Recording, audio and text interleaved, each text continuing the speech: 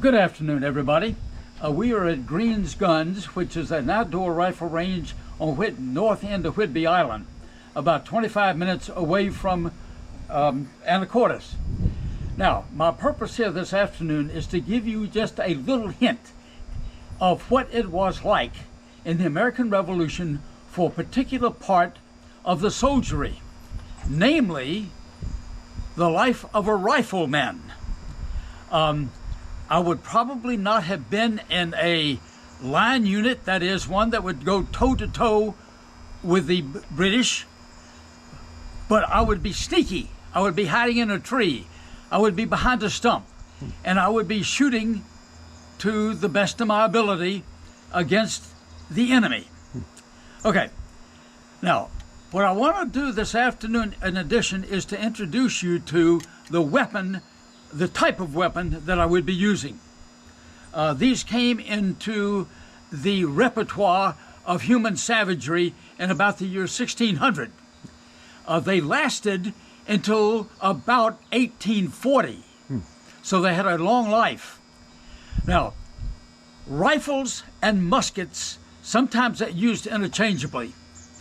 A musket is a very, very, very inaccurate weapon. It is smooth bore. It is fast, relatively fast firing. 4 rounds a minute or 4 shots a minute was considered to be very good. If you fired, you might hit a target at 50 yards. It has been shown that at 100 yards, the chances of you hitting a human-sized target are slim to none. So, the rifle was different. The rifle was a smaller projectile. It went in grooves in the barrel, which means it was spinning as it left the barrel. It was good to probably comfortably 200 yards, and was known historically to have made an extremely important shot in the American Revolution at 318 yards, which is quite a bit different from a musket. Now then, the rifle that I have is that type of weapon. It's a rifle. And I would like to show you the pieces up close. First, there's the barrel. The barrel has an inside diameter of 1/2 inch or 50 caliber. It has this one, which would be true of the rifles in the American Revolution. It has sights that can, with great labor, be adjusted, but ordinarily probably will not. Okay, now where does the action come? I'm going to cock this back. This piece of metal right here is called the frizzen. Below it, this little groove is called the pan. There's a little hole that goes from the pan into the inside of the barrel. Okay. The action would be to put powder in the barrel, as you will see me do, followed by a projectile in the barrel, which you will see me do, powder in the pan, close the frizzen, sparks.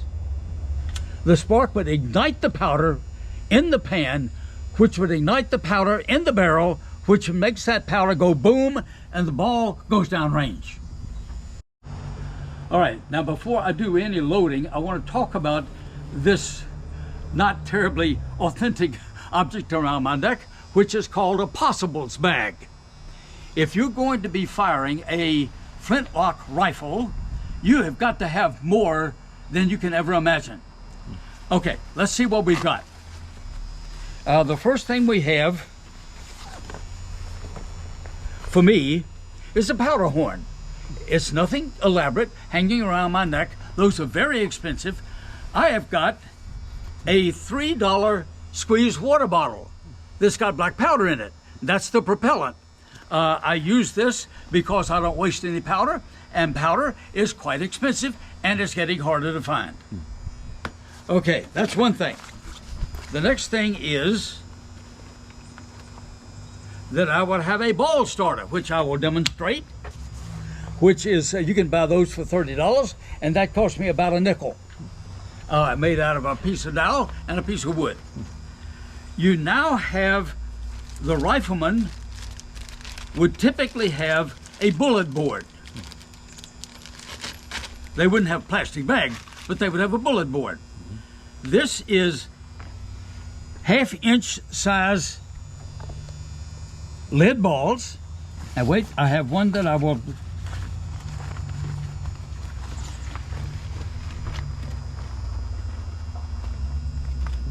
Yes.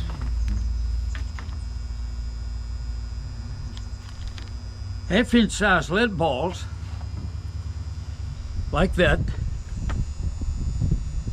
that are in a greased patch. Now the grease on the patch does two things. It helps the ball slide down a tightly fitting barrel, and it helps clean the barrel with a shot. I have a device here. Obviously, in the Revolutionary War, it would not have been a straightened out paper clip, but in case the hole in the barrel gets clogged, or that's that goes from the frizzen into the barrel gets clogged, you can clean it. Observe. This will go into the barrel like that, swivel it around, and it's clean. Okay? If you don't have that, you're out of luck. The other thing that you would have are spare flints, and you would have a piece of cloth with which to clean the flint and the frizzen, because after a couple of shots, the soot of the explosion will coat this and it will no longer spark. Now, in addition to that, you would have some kind of measure for the powder. Now, this is a device that you fill up with powder to that point and pour it down the barrel, as you'll see. You would also have with you extra flints. Now, this particular flint is called a knapped flint, which means that it's made by striking a piece of flint with some sort of device that causes it to break off so that it will fit in the hammer right here. Now, what one never knows is how long a flint will last. Some will last one shot, some will last 30 shots. It just depends on your luck. All right, without further ado, the other thing that we have is we have a ramrod. Now then, the ramrod is extremely important because without a ramrod, what I'm holding is a club. That's it. A piece of pipe with a fancy doodad on a 2x4. That's it. However, with a ramrod, you got a chance. Now, what I'm going to do is to load this up, and I'm going to be careful with it. Obviously, in combat situations, everything would be horror. They would be noisy. People would be being hurt around you. You would be scared. You would not be sitting there chatting with a dear friend. Okay, so here, I'm going to fill this up with powder, squeezing it there. There's the powder coming out the top. And I'll pour this down the barrel, like that. Now, we are now safely past the first problem that sometimes occurs. And that is, in the excitement of the day, putting the bullet down the barrel before the powder's in. Then you really have a club. Okay, I've got these are newly soaked with lubricant. They are sitting out so that we place them down and it fits comfortably, and There's a bullet starter. We take the ramrod.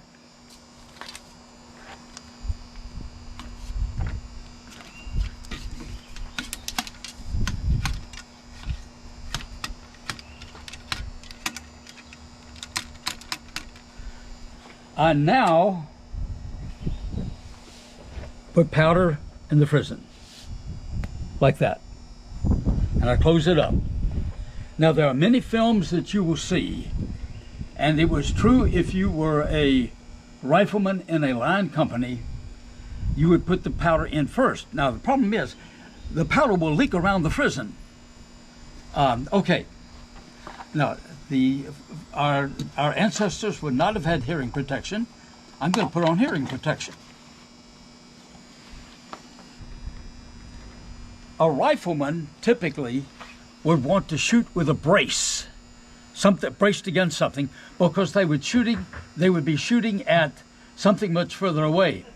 If you look down range here at Greg's, in the far distance, that's 200 yards. Now, imagine trying to shoot at an object 100 yards further than that. You got to be steady. Yeah. Okay, so I'm going to do what I always do. I'm going to go over here.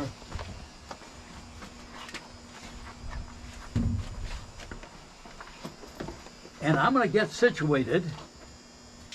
Ready? Fire.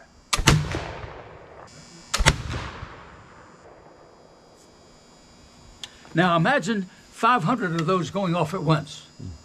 And you get an idea. And now it's breezy this afternoon, but quickly the battlefield would be obscured with smoke. And if you were in a line company fighting another line company, believe thee me, you would not be able to see who you were shooting at. Wow. Okay. Now this sounds weird, but presently anybody who shoots one of these blows down the barrel. And smoke comes out of the touch hole. And that tells you the touch hole is open, and it makes sure that you're not going to pour fresh powder down on something that's smoldering. Wow. Okay, now I'm going to make one more shot, and I want to show you what happens in the heat of a battle. I'm going to load it. I'm going to clean the flint, clean the frizzen. The touch hole is open, and going through the whole process again. Because black powder is 75% saltpeter and about equal amounts of sulfur and charcoal.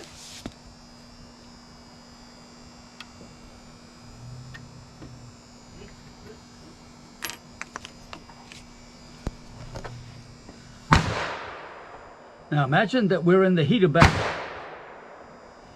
and it is getting awfully tight and awfully frightening.